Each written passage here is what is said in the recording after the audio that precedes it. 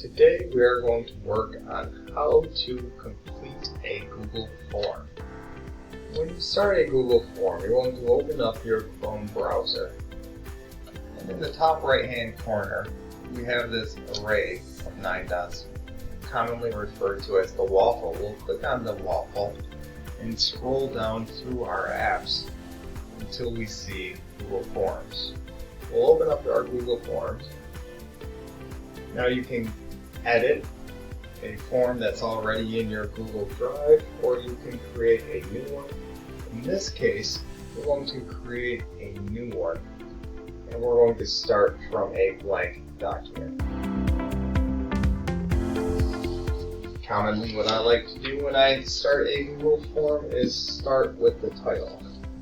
In this case, we're going to call this a template.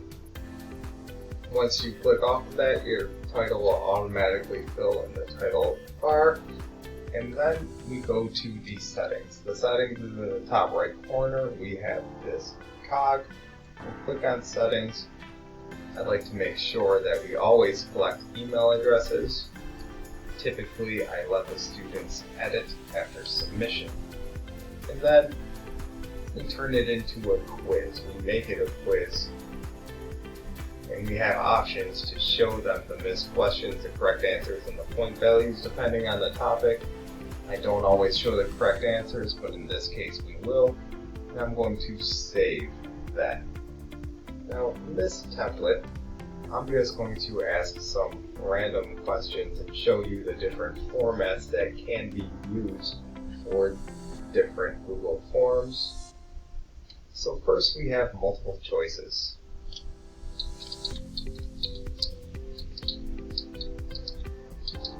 In this case, what is your favorite letter?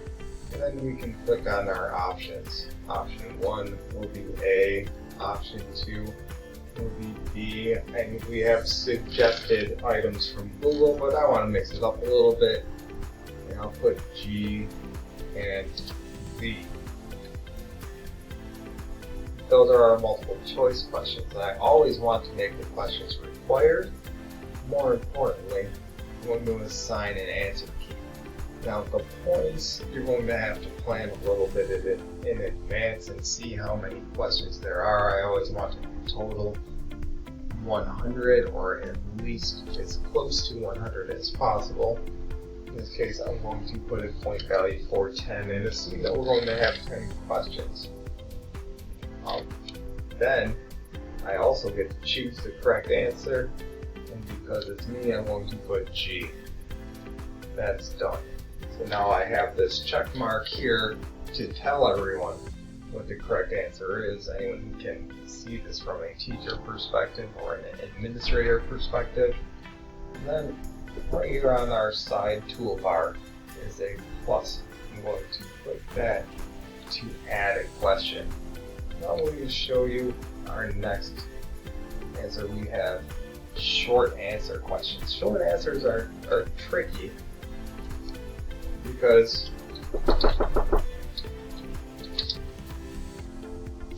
with the short response questions, again, we'll make it required, but when we enter our answers, the difficulty lies within the fact that this is a computer program. So if I type in my name is Mr. Graves, I need whoever's going to answer this to type in it the exact same answer in the exact same way. So I'd like to add other options. For example, forgetting the space between the Mr. and the Graves, or Mr.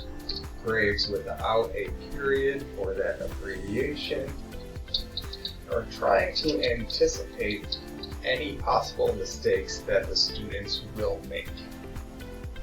I will select Done. I'm going to add another question.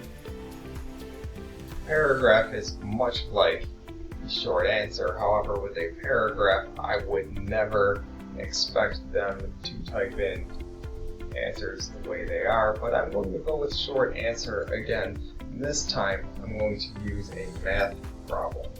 So if I have 8 times 2 equals, and then usually I like to type in a blank so they can fill in the blank. If you notice here, it says response validation has been added. I always change this to text because if we change it, for example, from 8 to 800 times 2, we would have, of course, in our answer key 1600, but I like to encourage writing the numbers in the proper way, so we would include the commas. If they included a comma, but we did not change that response validation to text, it would not let them enter it, or it would mark the answer to be wrong.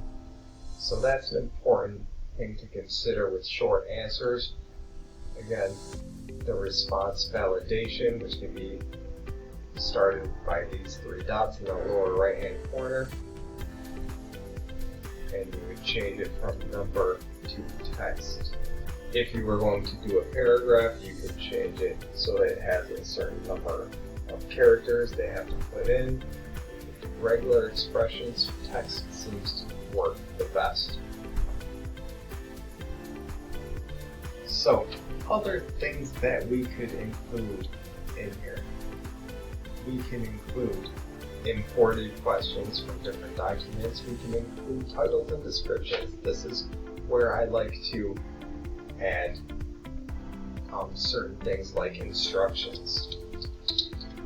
Please show your work on a separate sheet.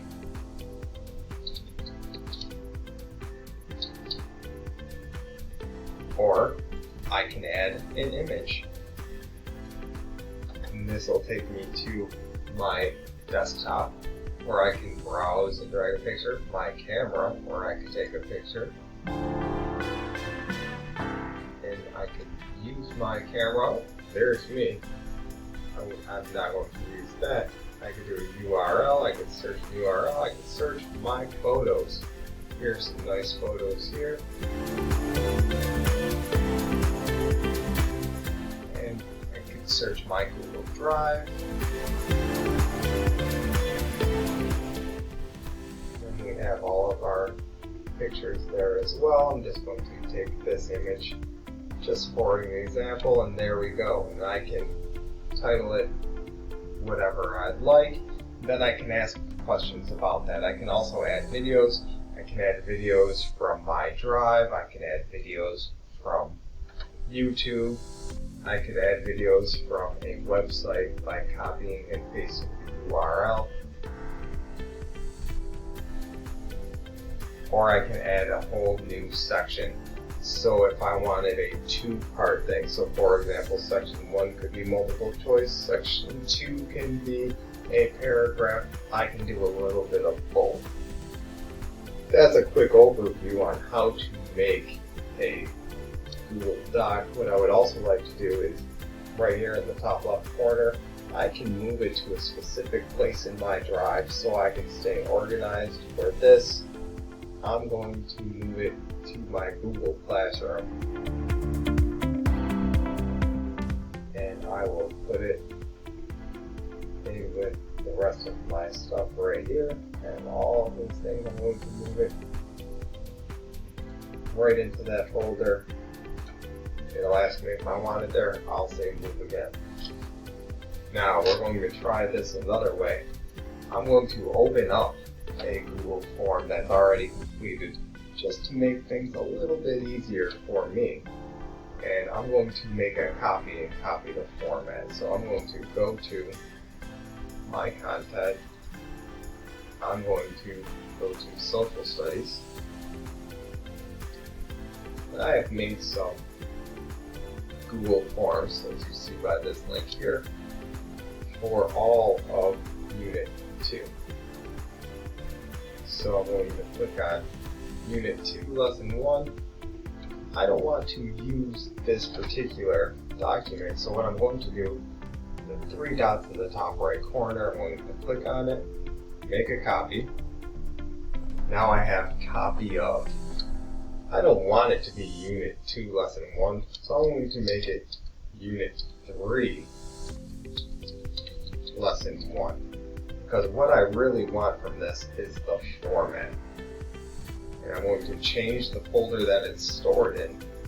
I don't want it in Unit 2 of Social Studies. I want it in Unit 3. I'm going to move it right there. Then I will click OK. Now I have a new form and a new title. Unit 3, Lesson 1, I want to keep this question the same where I can choose my teacher. But what I need to edit, all of my settings are going to be the same. It's still going to have email response. I'm going to click Edit after Submit. It's still a quiz. What I'm going to change now is the questions. So I'm going to look at the questions and I'm just going to change my questions, change my responses, and change the answers. This way, I'm not recreating the wheel. What I'm doing is I'm just editing as necessary. That is a quick overview of how to make a Google form and how to edit Google Forms to best suit your needs. All right, good luck.